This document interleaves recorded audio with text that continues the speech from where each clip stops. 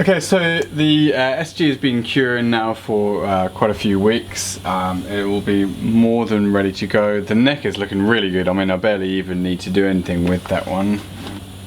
Apart from being dusty, the neck is basically perfect. There's a little imperfection there that we just need to sand out. But yeah, I'm super happy with that. So we'll probably go straight into like 1200 grit with this. And we're also going to go 1200 grit on the back. The back is less perfect. There is some grain showing and so forth. But what we're going to do is we're going to use this air orbital sander because we've got such a big flat area here. We can just save a little bit of time.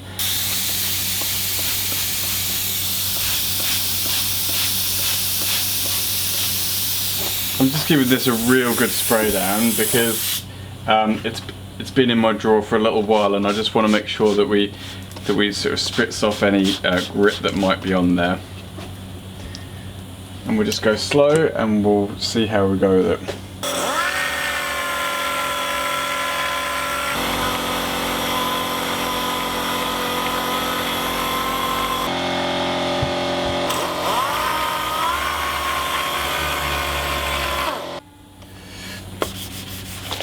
So what I'm doing here is, as you remember, this guitar used to have a Bigsby on it, and so there's some holes that we had to fill, and the paint sunk a little bit into those holes, and so what I did was just gave them a bit of a drop fill. So now they're ever so slightly proud, and we're just knocking them back with some 600 grit on a block.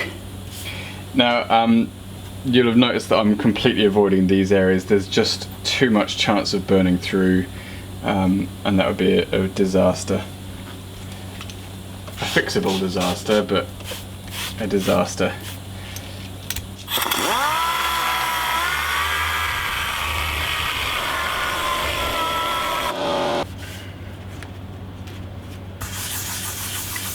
If you're methodical, the first course of sandpaper, in my experience, is really the only one that you have to constantly check with. Otherwise, you can just look for the slurry and just get a general feel for when you've done enough. So off camera, I have sanded this all back to 1200 grit. We're just going to go up to 1500 grit. I used to go up to 2000 grit, and there's definitely still merit in it. But I've found with the polishing compound that I tend to use, it's not actually necessary, and obviously if you're careful this won't happen, but every time you introduce a new grit, there's a potential of introducing new sanding scratches from from sort of dirt or whatever that comes through. So I sort of feel that the less sanding that you do, the less likely you are to do that. It also saves time, and ultimately I'm trying to get up to the point where I can actually make this profitable. So if you can paint really nicely to start with and only have to go from, like, I don't know, 1000 grit, or better still 1200 grit, and then you don't have to go any further than 1500 grit, which is incidentally what PRS go up to, you save a lot of time, you save a little bit of money on sandpaper, and you remain a bit more profitable. So 1500 grit, and we'll see what that looks like. Regardless of the grit that you start with, the first course of paper is always the most time consuming, because it's the one that you're getting all the orange peel out with, and that requires some removal of material. Subsequent grits, you are of course literally just removing sanding scratches, or you should be just removing sanding scratches from the previous grits. So in theory it should take hardly any time at all. I don't know if you could hear that change of sound then.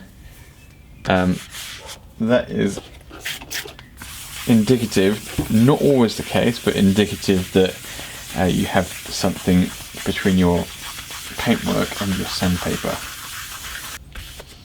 Yeah, that's looking really good. Sort of more so than on like a Strat, an SG has a lot of sharp edges.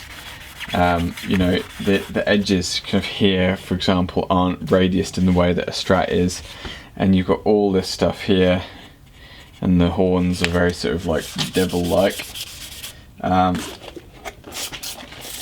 they are therefore sort of more prone to burn through, and for that reason I tend not even to touch them until we get up to like 1500 grit. It's more than enough to sort of sand any imperfections out, but it stops you from taking too much material off in areas where the paint is already probably perilously thin.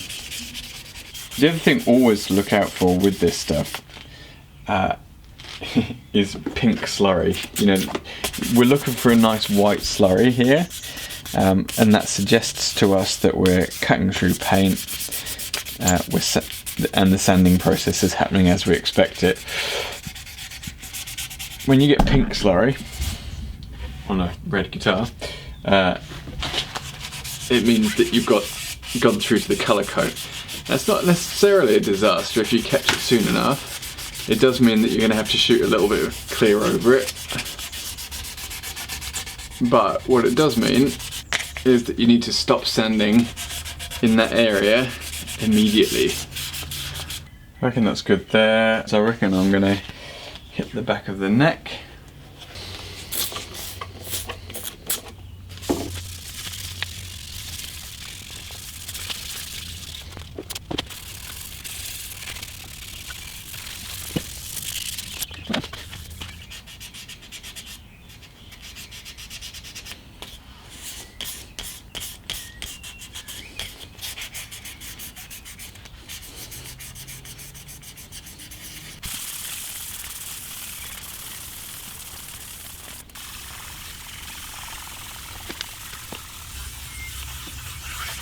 I don't know if I've mentioned this. This is literally just a standard cork sanding block with a rectangle of yoga mat glued to it. And I made this, I don't know, 5 years ago, something like that. And it is my #1 sanding tool. It's absolutely brilliant.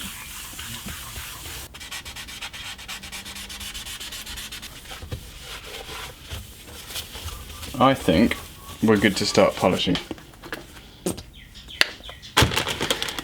Again, just using the Turtle Wax Scratch Repair and Renew. I use this and the Meguiar's Scratch X. I find they're both about the same as each other, and they're both amazing. Like, I've used loads of other different polishes. There's one that was recommended to me by a guy that sort of worked in a professional body shop, and they use juice, and I'm sure it works really well for them, but I just found that it dried out really, really quickly, and so you'd end up gumming up on the body and potentially scratching.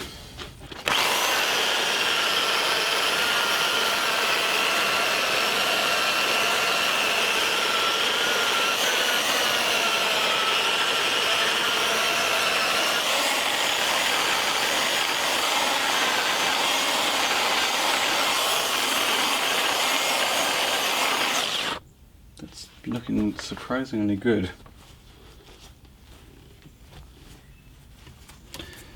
I mean, it needs more of a buff, but that's really good.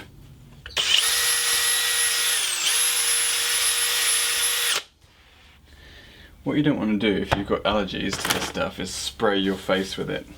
It's another good thing about having baby wipes on hand at all times.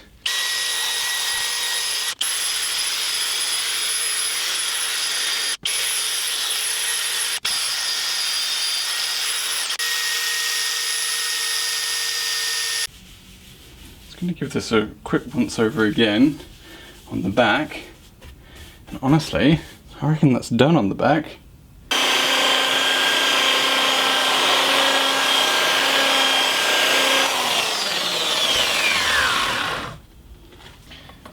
With these car polishes, I don't know, like, I just haven't ever felt the need for a buffing arbor. I mean, like, I don't have room for one here anyway, but the thing I love about these is you can use them as like a mini buffing arbor like this, so I can sort of buff like that, and then with the bigger bits I can buff like that, so it's kind of best of both worlds.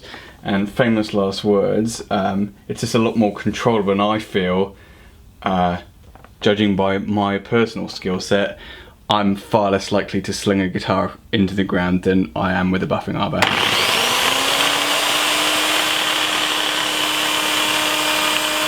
Alright, let's flip it over, and one thing I realised is that I actually forgot to sand the front of the headstock, so let's just do that.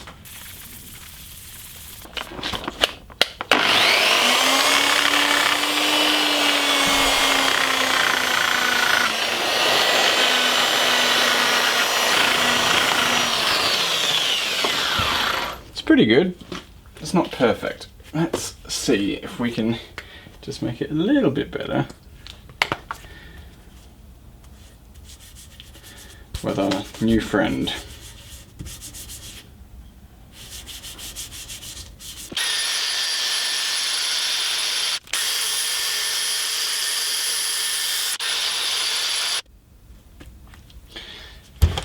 Alright, that's pretty good now. But actually we're getting quite a bit of heat in that paintwork. So, regardless of how it's looking, let's leave it for a little minute. I reckon with a polish that'll be beautiful. Yeah, happy with that.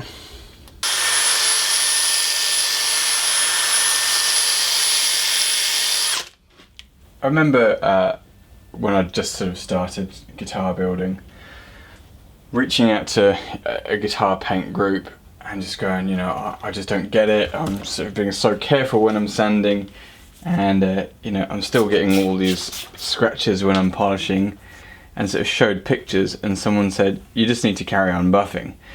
And it really sort of struck me that, like, what I thought was my improper prep work was actually just like I wasn't done with buffing yet. This isn't one of those occasions. I have done a terrible job sanding here. This needs significant extra work. I obviously just spent a lot more time on the back than I did on the front.